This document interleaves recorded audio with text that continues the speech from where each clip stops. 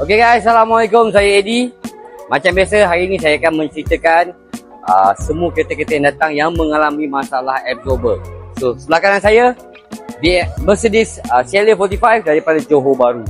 Sebelah kiri saya Audi S5 datang daripada area sini juga. So, tapi kali ini saya nak ceritakan tentang sebuah kereta yang ramai orang pakai, iaitu Toyota Harrier ZXU60. Jadi kereta ni owner datang daripada area KL juga. So, semasa kereta ni datang, owner komplain, dia kata bawa tak sedap, bawa yang lembut. Sebenarnya kereta ni baru diambil, owner baru beli dalam 2 minggu, 3 minggu macam tu. Jadi bila kereta ni sampai, saya masuk dekat tester machine.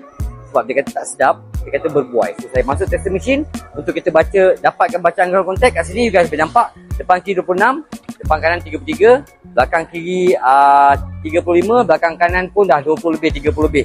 So bacaan dia memang dah tinggi. So bila tinggi memang bawa tak sedap guys. So jadi dengan keadaan macam tu, kami terus masuk dekat hoist, buka ke 4 absorber, tekan. Bila tekan tu, you guys boleh nampak komen kami tekan memang tersangat lembut. Memang bukan lembut lah, tersangat lembut.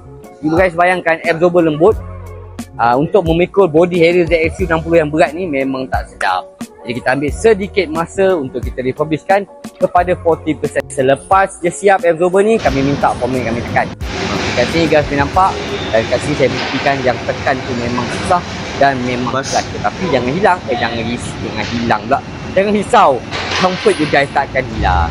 Jadi selepas siap pemasangan, saya pun ambil kereta ni, saya test dengan owner. So owner pun cakap, oh memang terlalu berbeza rasa dia. Jadi untuk confirmkan lagi, kita masuk dekat tester machine.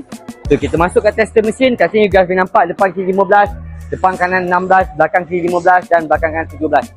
Jadi bacaannya tu di bawah 20. Barulah kereta tu stable. So itulah dia cerita untuk kereta yang jenis SUV Toyota Harrier ZXU60. Jika you guys kat luar sana yang menggunakan MPV ataupun SUV rasa berbuai, rasa bawa tak selesa, nak sertakan senang je, you guys kena masuk dekat link bio saya ataupun Roger nombor yang tertera di paparan skrin. Pastikan nombor tu sama dengan link bio saya, boleh Roger saya direct. Okay, so itulah dia cerita untuk ZXU60.